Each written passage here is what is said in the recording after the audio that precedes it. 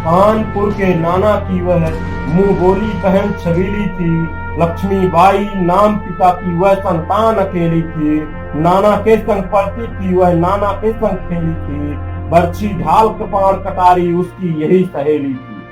वीर शिवाजी की गाथाएं उसको याद जुबानी थी। बुंदेले हर बोरों के मुंह हमने सुनी कहानी थी। खूब लड़ी मर्दानी वह तो झांसी वाली रानी थी। भारत के इतिहास में जब भी जंगे आजादी का जिक्र होगा तो झांसी के इस किले को सबसे पहले जरूर याद किया जाएगा। नमस्ते, आप देख रहे हैं बुंदेलखंड अब यूट्यूब चैनल। आज हम आपको इस वीडियो के माध्यम से झांसी के किले का इतिहास और उसकी पूरी जानकारी बताएंगे। उत्तर प्रदेश के दक्षिणी पश्चिमी छोर पर स्थित झांसी का भारतीय स्वतंत्रता संग्राम के इतिहास में अति महत्वपूर्ण स्थान है। यह किला उत्तर प्रदेश के झांसी जिले में शहर के बीचों बीच बंगारा पहाड़ी पर मौजूद है। इस किले का निर्माण सन 1613 ईस्वी में ओरछा के बुंदेल राजा वीर सिंह जुदेव ने करवाया था। 25 सालों तक यहाँ बुंदेल राजाओं ने राज किया।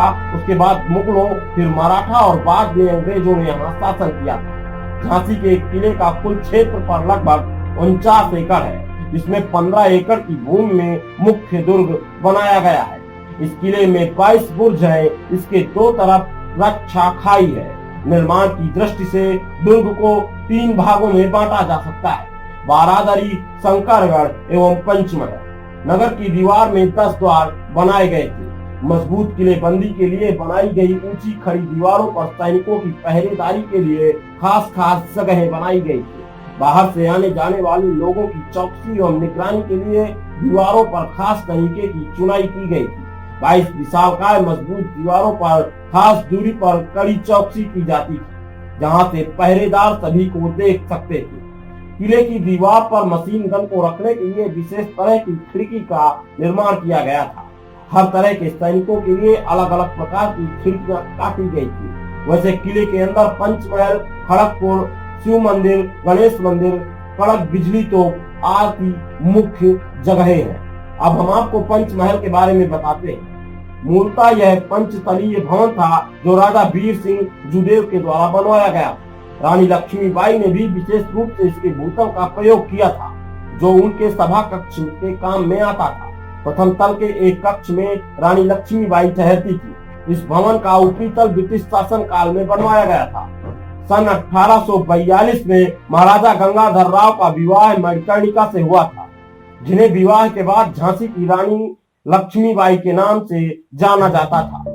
सन 1851 में उन्हें एक पुत्र हुआ, जिसका नाम दामोदर राव रखा गया। लेकिन 4 माह के बाद ही उस बच्चे की मृत्यु हो गई, जिससे राजा को गहरा झटका लगा। सलाहकारों के कहने पर सन 1853 में राजा ने अपने छोटे भाई के बेटे को गोद लेकर ब्रिटिश अफसरों के सामने आनंद राव को झांसी का उत्तराधिकारी घोषित कर दिया और निर्देश दिया कि बच्चे का ससम्मान व्यवहार किया जाए और झांसी का शासन उनकी पत्नी के आधिपत्य में किया जाएगा।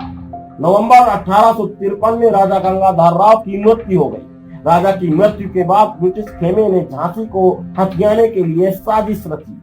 ब्रिटिश ईस्ट इंडिया कंपनी के गवर्नर जनरल डलहौजी ने डॉक्ट्रिन ऑफ लैप्स लागू करके झांसी के सिंहासन पर दामोदर राव के दावे को खारिज कर दिया और किले को उसके उत्तराधिकार क्षेत्र में अलग कर दिया।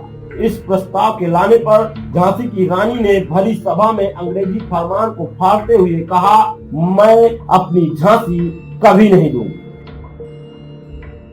मार्च 1854 में लक्ष्मीबाई को 60,000 रुपए की सालाना वार्षिक पेंशन की शर्त पर महल और किले को छोड़ने के लिए कहा गया।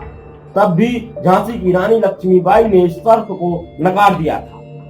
अंग्रेजी हुकूमत ब्रिटिश ईस्ट इंडिया के खिलाफ 1857 में विद्रोह हो गया, जिसमें रानी लक्ष्मीबाई ने झांसी की सेना का नेतृत्व किया। इतिहासकार बताते हैं कि अंग्रेजों ने झांसी के किले पर 8 दिनों तक गोले बरसाए थे, लेकिन उन्हें कामयाबी नहीं मिली।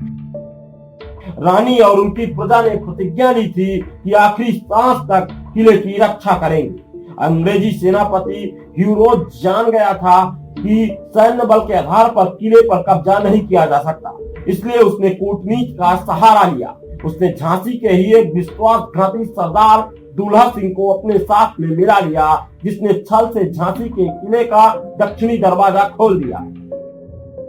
8 अप्रैल 1858 को लगभग 20,000 अंग्रेजी सिपाही झांसी के किले में घुस गए और लूटपाट और मारपीट शुरू कर दी। झांसी की छोटी सी सेना ने डट कर उस अंग्रेजी सेना का मुकाबला किया।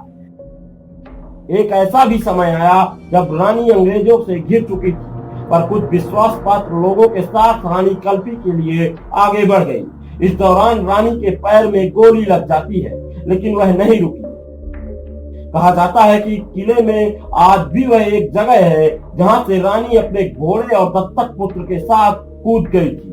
स्वतंत्रता की भीषण लड़ाई में रानी लक्ष्मीबाई शहीद तो जरूर हो गई, पर इस किले की हर दीवार पर आज भी उनकी गौरव की कहानी लिखी हुई है।